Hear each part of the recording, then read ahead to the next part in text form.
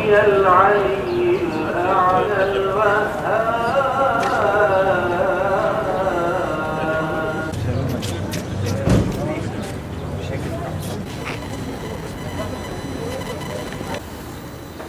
Necaşi'nin vefat haberini aleyhissalatu vesselam sahabelere verdiği zaman gıyabi cenaze namazını kılmıştı. Ve yine Uhud şehitleri Resulullah aleyhissalatu vesselam'dan habersiz bir şekilde gömüldükten sonra Resulullah bunun haberini aldığı zaman yine gıyabi cenaze namazını kılmıştır.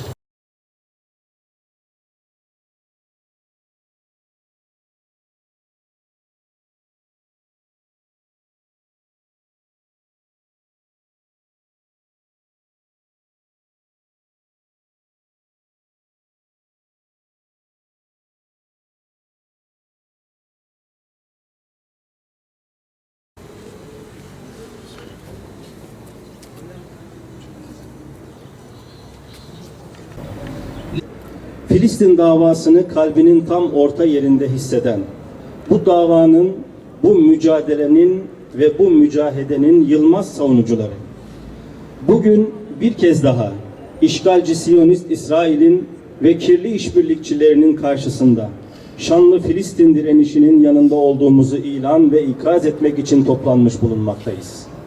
Bugün bir kez daha şehit şehit büyüyen bir mücadelenin aziz şehitlerini anmak ve şehadetlerini kutlamak amacıyla bir araya gelmiş bulunmaktayız. Kıymetli kardeşlerim, 100 yıla yakın bir süredir gerek Filistin topraklarını gerekse de İslam topraklarını sistematik bir şekilde işgal etmiş olduğu topraklarda kadın, yaşlı ve çocuk demeden katliamlar gerçekleştiren, merhum liderimiz Erbakan hocamızın da ifade ettiği üzere İslam topraklarında adeta bir çınarbaşı vazifesi gören katil İsrail, 7 Ekim sabahında bölge ve Filistin toprakları üzerinde uygulamaya koyduğu planlarının yerle yeksan olacağını, mutlak başarıya ulaşan Aksa Tufanı operasyonu ile acı bir şekilde tecrübe etmiştir. Bugün bir kez daha bizleri bu kutlu sabaha uyandıran, bu mukaddes mücadelenin safında yer almamızı sağlayan Cenab-ı Allah'a sonsuz hamd ediyoruz. Kıymetli kardeşlerim, Aksa Tufanı operasyonuyla birlikte gasip Yahudi varlığının Gazze nezdindeki ve bölge nezdindeki tüm kirli emelleri yerle yeksan olmuştur. Yenilemez, yıkılamaz ve geçilemez denilen ne varsa hepsi hiçliğe esir olmuştur.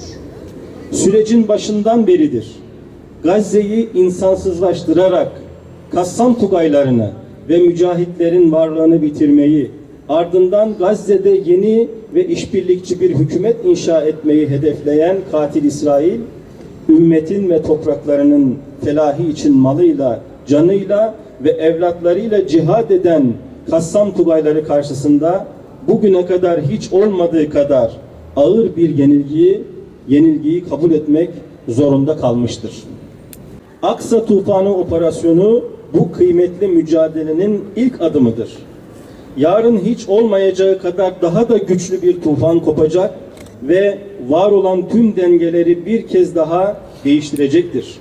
Kıymetli kardeşlerim, Aksa Tufanı operasyonuyla birlikte Gazze'deki dengelerin değişemeyeceğini anlayan katil İsrail, takas anlaşmasıyla bu dengelerin gücünü ve varlığını tüm dünyaya açıkça ilan etmek zorunda kalmıştır.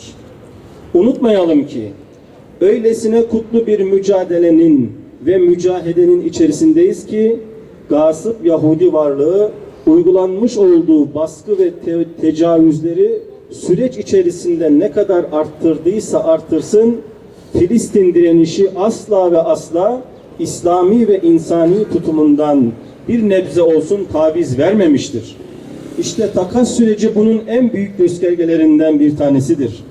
Filistin'deki zulüm hiç olmadığı kadar arşı titretmişken, masum Filistin halkı açlığa ve kimsesizliğe mahkum bırakılmışken, mazlumların zalimlere karşı uygulamış olduğu bu tutum bizlere bir kez daha nebevi mücadelenin nasıl olması gerektiğini ve zaferin mutlak sahibinin kim olduğunu açık bir şekilde göstermiştir. Kıymetli kardeşlerim, unutmayalım ki bizim mücadelemiz şehitlerin kanıyla filizlenen bir mücadeledir. Bizim mücadelemiz şehit şehit büyüyen bir mücadeledir.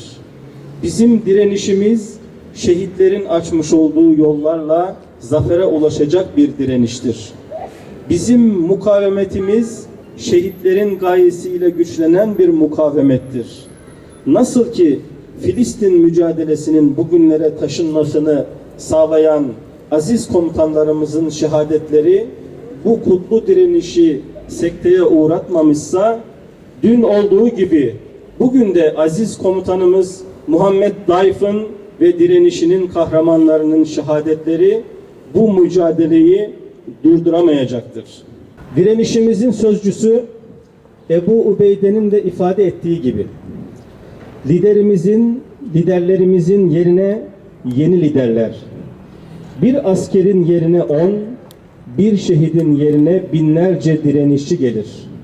Bu kutsal topraklar zeytin ağaçları gibi mücahitler yetiştirir ve yetiştirecektir biiznillah.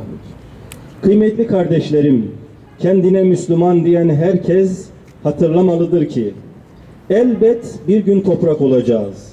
Tek gayemiz Allah'ın rızasıdır. Rıza-i ilahi ancak bütün varlığımızla cihad etmekle, Müslümanların sevindiğine sevinmek, üzüldüğüne üzülmekle olur. Cenab-ı Hak, Siyonist İsrail'e karşı çarpışan yiğit kardeşlerimize güç kuvvet versin. Attıklarını isabet ettirsin. Bu kıymetli mukavemeti İslam ümmetinin uyanışına ve Aksa Tufanı operasyonunun mutlak zaferine vesile eylesin. Buradan tekraren aziz şehidimiz Muhammed Daif başta olmak üzere tüm şehitlerimizin şehadetlerini kutluyor.